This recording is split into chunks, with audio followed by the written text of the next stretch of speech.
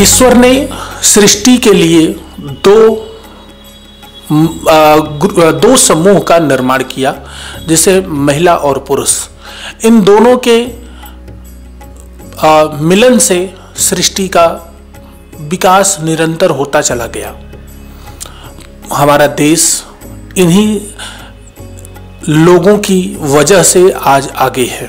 महिला और पुरुष दोनों हमारे देश को आगे बढ़ाने के लिए हमेशा आगे रहे हैं। चाहे वो बार बार आप देखेंगे कि देश को महिला राष्ट्रपति मिली है, जैसे पहली प्रतिभा देवी सिंह पाटिल तो दूसरी द्रौपदी मुर्मू।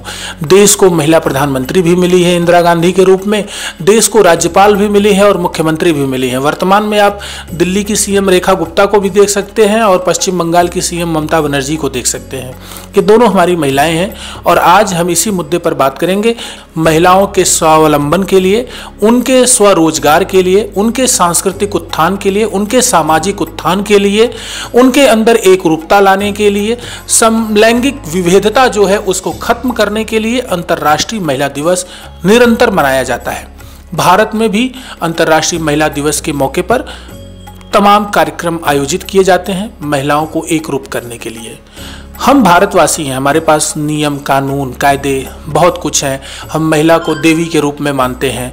जैसे आप देखेंगे उत्तर भारत में लोग औरतों का नाम लिखते हैं तो किसी औरत का, लड़की का नाम है तो उसके आगे देवी लगा देते हैं। पंजाब में लोग कौर लगाते हैं। महिलाओं को देवी के रूप में देखा जाता है। इसके बाद भी उनके ऊपर कहीं न कहीं अत्याचार, प्रताड़ना की घटनाएं आती हैं, सुनने में आती हैं। आए दिन हमारे न्यूज़पेपर्स, हमारे सोशल मीडिया हैंडल्स, हमारे ट्विटर्स महिलाओं पर हो रहे प्रताड़ना से भरे पड़े रहते हैं। पुलिस के पास चले जाइए, वुमेन सेल में चले जाइए, महिलाओं के प्रताड़ना से, घरेलू हिंसा से जुड़े हुए हजारों केस पहुंचते रहते हैं। मेरे साथ आज महाराष्ट्र के कथावाचक मकरंद रामदासी जी जुड़ रहे हैं। एक आध्यात्मिक गुरु हैं, आध्यात्म की चर्चा करते हैं, हमेशा भक्तों को राम कथा, भगवत कथा, शिव पुराण कथा इत्यादि कथाएं सुना करके उनको अग्रसरित करते हैं।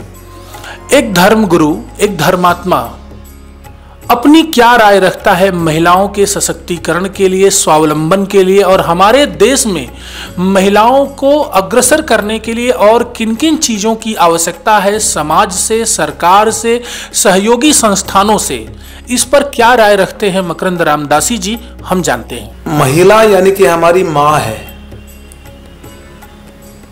विवाह में एक मंत्र आता है कि दशास्याम पुत्राणां देहि पतिमेकादशं कृधि। इसका मतलब है कि ये जो शादी चल रही है इसमें इस महिला से, इस पुरुष के माध्यम से इतने इतने पुत्र हो और उसके बाद वो पति ही उसका पुत्र हो।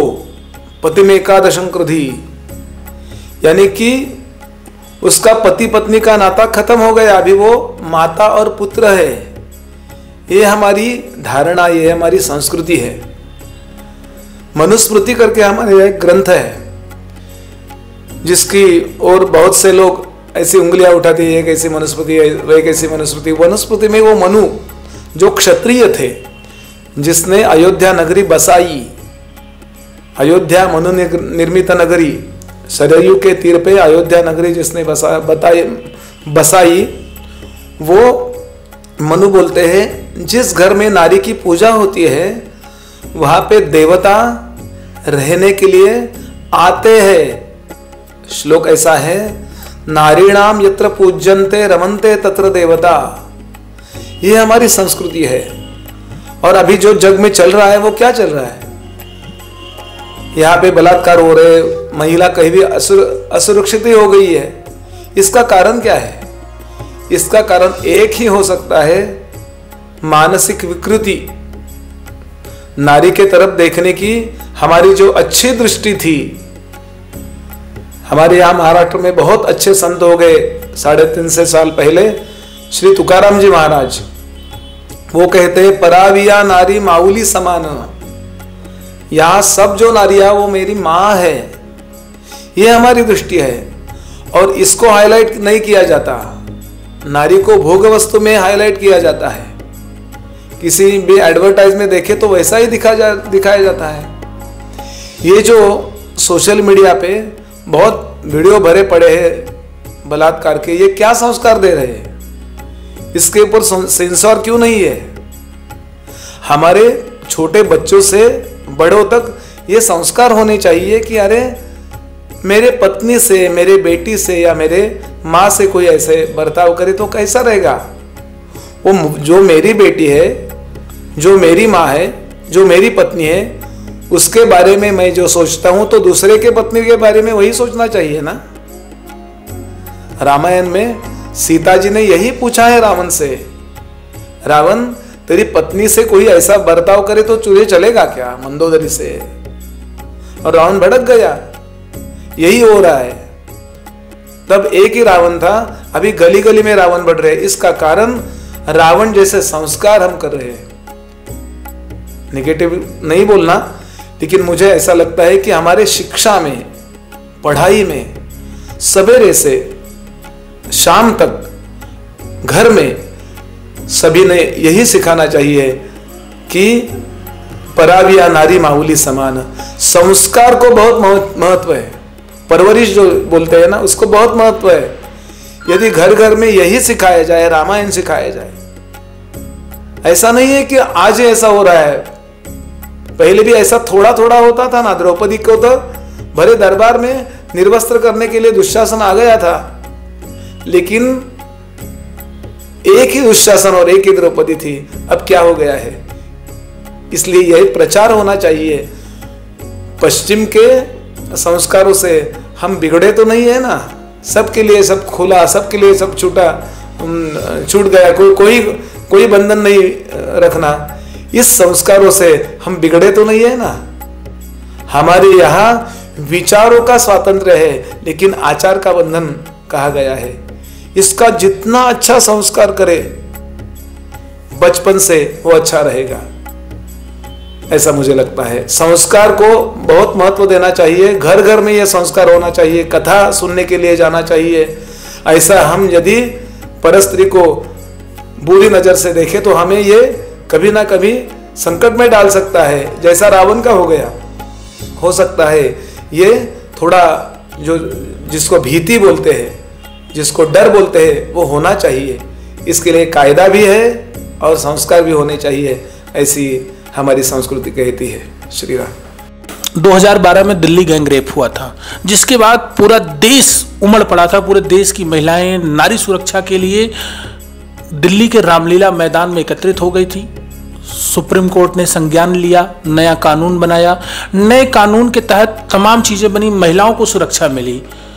उसके धीरे धीरे समय बीतने के बाद महिलाओं का कभी कभी आप देखेंगे केस आता है कि इस नियम को लेकर के दुरुपयोग करना शुरू कर दिया उन लोगों ने, जिसके बाद पुरुष कम्युनिटी जो है हाई कोर्ट, सुप्रीम कोर्ट जाना शुरू की। तो वहां से कोर्टों ने डांट लगानी शुरू की कि आपको सुरक्षा दी गई तो आप इसका दुरुपयोग मत करिए। स्वावलंबन जरूरी है, लेकिन दुरुपयोग मत करिए। आपका इस पर क्या मत है? कौन से भी मैटर में यदि अति हो जाए तो हमारे यहाँ संस्कृत एक कहावत है, अति सर्वत्र वर्जते। जैसे महिलाएं सुरक्षित होनी चाहिए, वैसे ही महिलाएं सज्जन भी होनी चाहिए। पुरुष अच्छे होने चाहिए और वो भी सुरक्षित होने चाहिए। इसलिए मेरा तो कहना ऐसा है कि आप बाहर से कायदे बनाए, कुछ बनाए, वो ठीक है सब, लेकिन आप अंदर से मन को अच्छा बनाइए। और मन को अच्छा बनाते हैं संस्कार। वही मैंने पहले सवाल का जवाब देते हुए कहा था, अच्छे संस्कार अच्छे महिलाएं बनाते हैं। एक बॉडी को, एक शरीर को दूसरे शरीर के विरुद्ध में बर्ताव करने के लिए कौन उकसाता है? तो हमारे अंदर का दुर्विचार ही उकसाता है। शरीर का शत्रु नहीं होता, काम हमारा शत्रु है। काम एष क्रोध एष रजोगुण समद्भव, ऐसे गीता जी बोलते हैं। हमारा ब्लड एक दूसरे के लिए चलता है कि नहीं? लेकिन ऐसा है कि ब्लड का विरोध नहीं है। किडनी चलती है कि नहीं? आंख चलती है कि नहीं? ये ऑर्गन चलते हैं कि नहीं?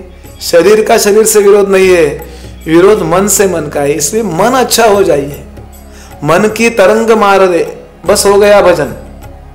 हमारे यहाँ समर्थ रामदास स्वामी करके बहुत बड़े संत हो गए महाराष्ट्र में, वो बोलते हैं मना सज्जना भक्ति पंथे चिजावे, मन को अच्छा बनाना चाहिए, और मन को अच्छा बनाने के लिए हमारी संस्कृति है। यदि मन अच्छा हो गया तो किसी भी स्त्री, क्या कोई भी किसी से बुरा बर्ताव नहीं करेगा। मन अच्छा करने के लिए बेसिक फंडामेंटल्स बोलते हैं ना अंग्रेजी में, वो करना चाहिए। हम बाहर से कायदे बनाते हैं, बाहर से बहुत कंपाउंड बनाते हैं, बाहर से लॉक बनाते हैं, लेकिन चोरी उसमें भी हो जाती है, क्योंकि इसका कारण हमारे मन अच्छे नहीं रही है। इसका कुछ ना कुछ इन्वेस्टिगेशन होना चाहिए, और ग्राउंड लेवल से होना चाहिए। सिर्फ सोशल मीडिया या एक कथा, एक कीर्तन ऐसा नहीं, हर स्कूल में यह सिखाना चाहिए कि हमारे यहाँ मैं कभी बुरा बर्ताव नहीं करूंगा। राम झरो के बैठ कर सबका मुजरा ले, कबीर जी बोलते हैं, राम झरो के बैठ कर सबका मुजरा ले, जाकी जैसी चाकरी वाको वैसा दे।